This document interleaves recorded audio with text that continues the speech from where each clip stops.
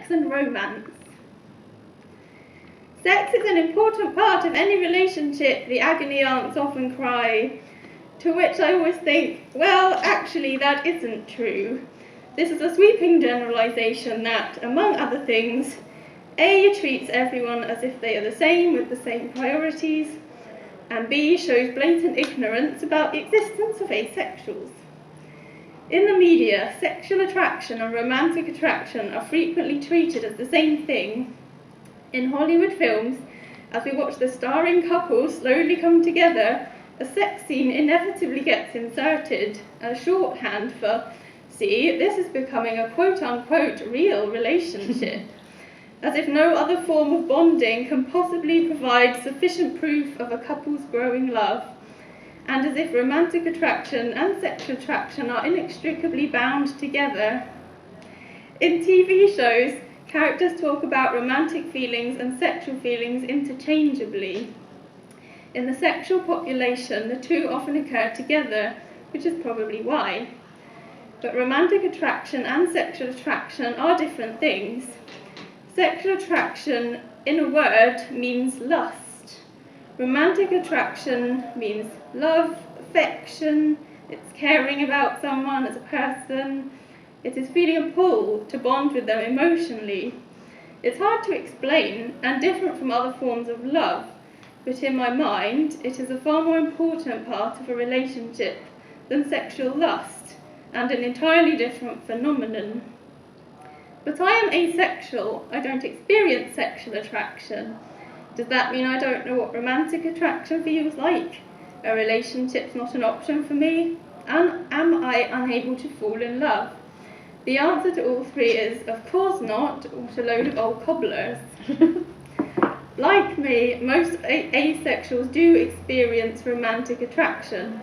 Not all, but aromanticism is another topic.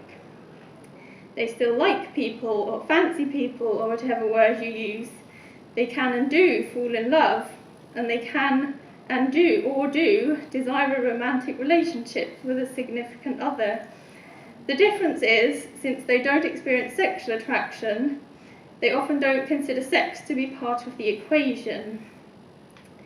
For me, if I fancy someone, there are various things I feel a desire to do with them.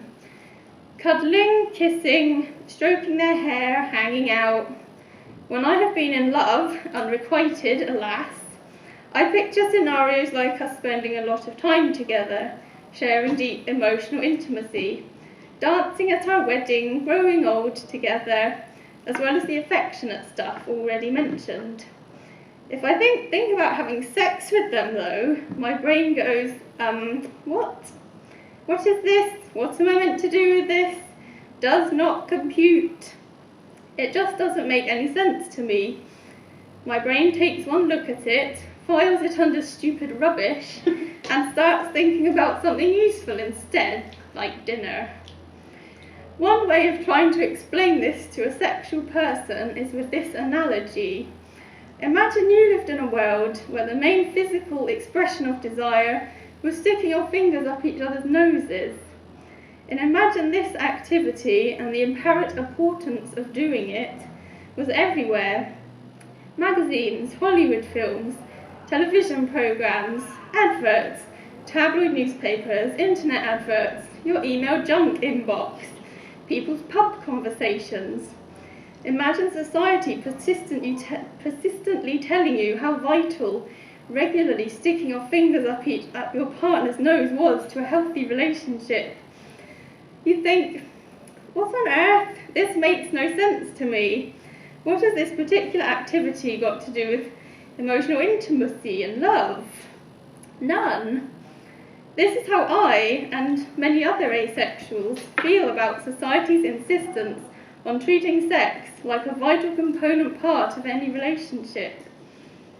If you and your partner decide it's important for you, that is fine, but it's not for everyone, and this should be acknowledged.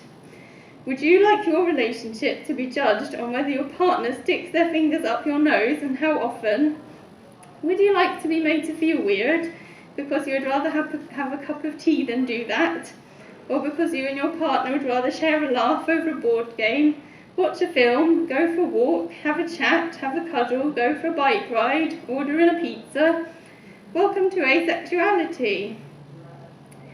Lastly, I have one more way of illustrating that romantic attraction and sexual attraction are not the same thing. Plenty of sexual people have one-night stands. With no personal connection, emotional investment, or affection for the other person, romantic attraction is often entirely lacking in these liaisons. So even if they haven't thought it through in so many words, society understands that people can experience sexual lust without romantic attraction. Yet strangely, many people have a hard time understanding the reverse can also happen. Hopefully events like Asexual Awareness Week will help to improve understanding and acceptance of asexuality and what it means to be asexual. Thank you.